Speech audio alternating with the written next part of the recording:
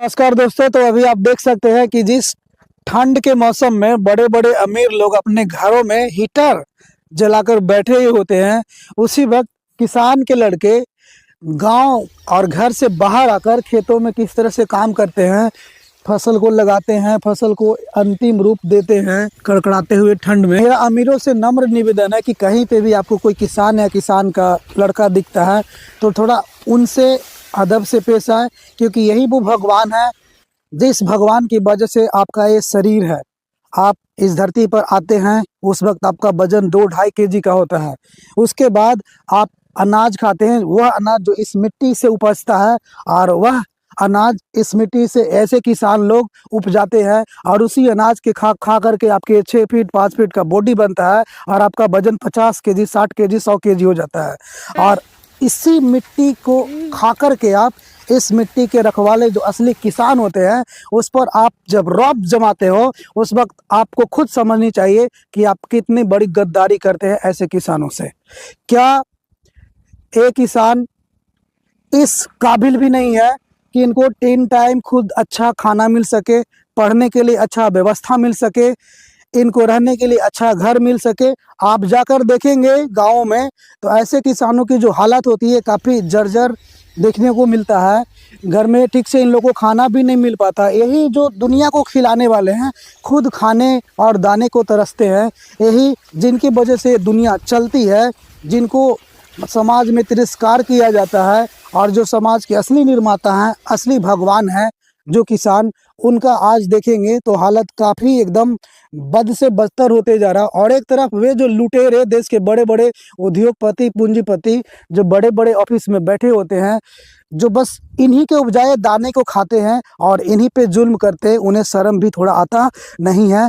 इन पर किसी तरह का कोई दया नहीं करते। बड़े बड़े कंपनियों में ये बेचारे अभी ये काम करेंगे, ये काम करने के बाद भी इनको खाने को पर्याप्त नहीं मिलेगा, तो यही इस काम को करने के बाद बड़े बड़े कंपनियों में लुधियाना, मुंबई, चेन्नई आदि कंपनियों में जाने पर विवश होते हैं, और ये निर्लज सरकार उनके लिए कुछ नहीं करती है।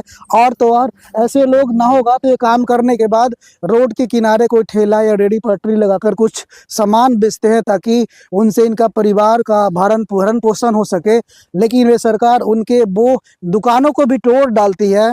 तो क्या इस वक्त बाबा साहब भीमराव अंबेडकर होते तो क्या इनका स्थिति ऐसा होता? बिल्कुल ऐसा नहीं होता। ऐसा देखने के बाद उन लोग वो जरूर इनके लिए कोई कानून बनाते हैं। अभी के वर्तमान जो सरकार है वो अपने हिसाब से कानून बनाती है। गरीबों के हक में कोई कानून नहीं, जो पढ़ने वाले विद्यार्थी हैं उनके लिए कोई कानून नहीं, जो लाखों बेरोजगार युवा हैं उनके लिए कोई कानून नहीं। लेकिन अगर चुनाव होगा तो वोट के लिए या तो फिर चुनाव आयोग के लिए नए नए कानून बना दिए जाते हैं। मेरा सवाल यह है कि इन किसानों के लिए कानून कब आएगा? जो देश में बहुत सारे बेरोजगार युवा हैं उनके लिए आप कानून कब बनाएंगे?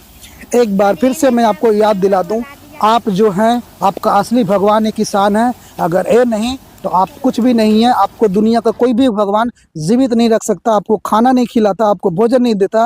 यही किसान है जिसकी वजह से आप और हम हैं। हम इन किसानों को नमन करते हैं, हम इन किसानों को आदर करते हैं। क्या नाम है भैया? मेरा नाम है मंडल यादव। तो अभी तो ये आप काम कर रहे हैं, इसके बाद क्या करेंगे आप? हम लोग क्या करेंगे? देखिए भैया, हम लोग का स्थिति आजकल बिहार के अंदर देख रहे हैं कि हमारे जो है कि 25 साल से सुशासन बाबू हैं 20 साल से 20 साल 25वां साल इनको रिजल्ट हो चुका है। और इतना बहुमत के साथ जो है कि इनको बिहार के लोगों ने चाहा। और आज जो देखिए कि स्थिति बिहार में ऐसी हो गई है किसानों को कि युवा लेकर हम लोग खेत में काम कर रहे हैं, हम लोग को बाल बच्चा है, हम लोग को न शिक्षा है, न चिकित्सा है, न कुछ है, न पानी है, न बिजली ढंग से है, न सड़क है, न नली है, न गली है। और सुशासन बाबू जो है कि भुड़का खींचते हैं।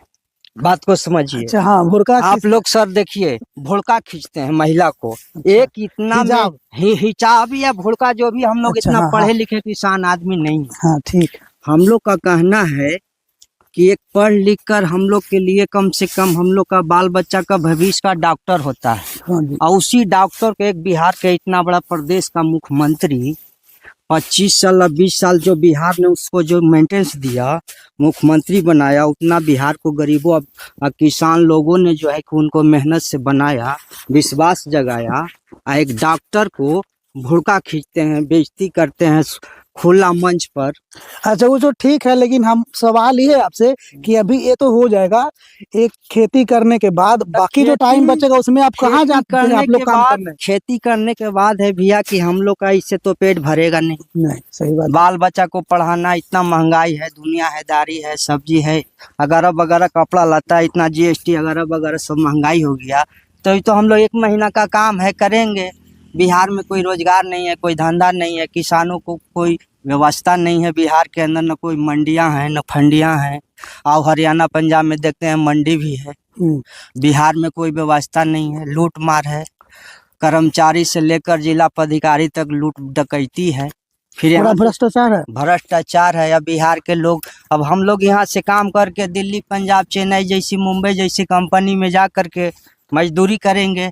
यही गुलामी लिखा हुआ हम लोगों का है। और सरकार दावा करती है कि हम बहुत किए, ये किए, वो किए।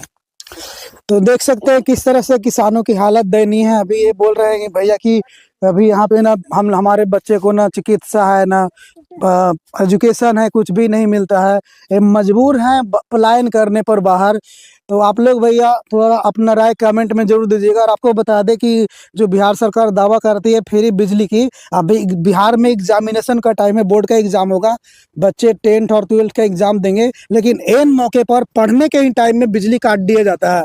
जैसे ही 6-7 बजेगा शाम को लाइन काट देता है, फिर सुबह में 4-5 बजे के बाद से बिजली कटती है। और वो पूरा जो पढ़ने का जो बच्चे के घर पे टाइम होता है, उस टाइम यहाँ पे बिजली कटा हुआ रहता है। यही अभी धंधा है यहाँ पे।